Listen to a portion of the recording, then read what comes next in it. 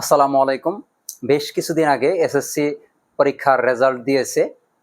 ইতিমধ্যে আপনারা জানেন যে ডিপ্লোমা ইন ইঞ্জিনিয়ারিং এর ভর্তি কার্যক্রম শুরু হয়েছে।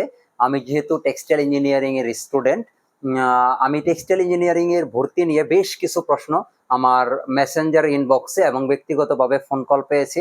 আসলে ব্যক্তিগতভাবে সবার রিপ্লাই দেওয়া সম্ভব না, যেহেতু আমি এখন কর্মব্যস্ত জীবনে আছি। ইতিপূর্বে অনেককে বিভিন্নভাবে সহযোগিতা করার চেষ্টা করেছি, এবং যার জন্য আজকের ভিডিওটা করা, যে বেশ কিছু প্রশ্ন এসেছে, তার মাঝে উল্লেখযোগ্য কিছু প্রশ্নের আজকে উত্তর দেব এবং পরবর্তী পর্যায়ক্রমে সবগুলো প্রশ্নের উত্তর দেওয়ার চেষ্টা করব। কারণ সবচেয়ে প্রধান প্রশ্ন যে ভাই আমি কোন ইনস্টিটিউটে ভর্তি হব বা আমার ছোট ভাই বোনকে ভর্তি করাবো।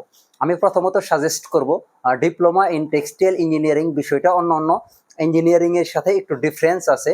যে আমি সাজেস্ট করব বা আমি বরাবরই সাজেস্ট করি যে আসলে আপনার যে প্রতিষ্ঠানটা পুরাতন প্রতিষ্ঠান এবং অ্যালুমিনি অ্যাসোসিয়েশনটা স্ট্রং, যেহেতু এটার জব ক্ষেত্রটা প্রাইভেট জব, এবং আপনি সেই প্রতিষ্ঠানগুলোতেই চেষ্টা করবেন।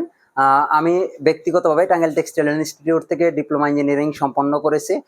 আমি টাঙ্গাইল টেক্সটাইল ইনস্টিটিউট আমি না, ব্যক্তিগতভাবে আমি যাদেরকে দেখেছি ম্যাক্সিমামই ফার্স্ট চয়েস থাকে টাঙ্গাইল টেক্সটাইল ইনস্টিটিউট। এবং নতুন টেক্সটাইল ইনস্টিটিউট যেগুলো হয়েছে সেগুলো হয়তোবা অনেক জাঁকজমকপূর্ণ এবং সুন্দরভাবে হয়েছে, কিন্তু আমি বলবো যে ফার্স্ট চয়েস এবং প্রথম দিকে চেষ্টা করবেন যে পুরাতন ইনস্টিটিউটগুলো আছে সেগুলাতে অ্যাডমিট হইতে। আর এখন অ্যাডমিশন নিতে কোনো ধরনের ভর্তি পরীক্ষা দিতে হয় না, এসএসসি বা এসএসসি সমমানের রেজাল্টের ভিত্তিতে অ্যাডমিশন হয়ে থাকে।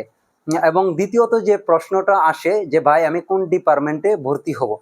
আসলে টেক্সটাইলের যে ডিপার্টমেন্টগুলো আছে, অ্যাপারেল ইঞ্জিনিয়ারিং, ওয়েট প্রসেসিং, তারপরে ফেব্রিক ইঞ্জিনিয়ারিং, ইয়ার্ন ইঞ্জিনিয়ারিং, সবগুলো ডিপার্টমেন্ট থেকেই মোটামুটি স্পেসিফিক কিছু ক্ষেত্র ব্যতীত যে কোনো ডিপার্টমেন্টে জব করা যায়। Maximum syllabus 80% similar. আমি তাই বলবো আপনি যে কোনো ডিপার্টমেন্টে চান্স হইলে ভর্তি হতে পারেন। তৃতীয়ত যে প্রশ্নটা সবচেয়ে বেশি এসেছে, যে প্রশ্নের উত্তরটা ম্যাক্সিমাম কেউই সঠিকভাবে দিতে পারবে না, যে ভাই আমি কত পয়েন্ট হলে কোন ইনস্টিটিউটে বা কোন সাবজেক্টে চান্স পাবো। এটা আসলে কেউ সঠিকভাবে বলতে পারবে না। এটা নির্ভর করবে যে আপনার যে প্রতিষ্ঠানে আপনার প্রথম দ্বিতীয় বা প্রথম দিকে চয়েসগুলো দিয়েছেন এবং যে সাবজেক্টগুলোয় চয়েস দিয়েছেন সেই সাবজেক্ট এবং সেই প্রতিষ্ঠানগুলোতে যে অ্যাপ্লায়েন্ট আছে বাকি অ্যাপ্লায়েন্টদের জিপিএর উপরে নির্ভর করবে, এবং এটা রেজাল্টের সময় একমাত্র জানতে পারবেন। আর এছাড়া জানার কোনো সঠিক ওয়ে নাই।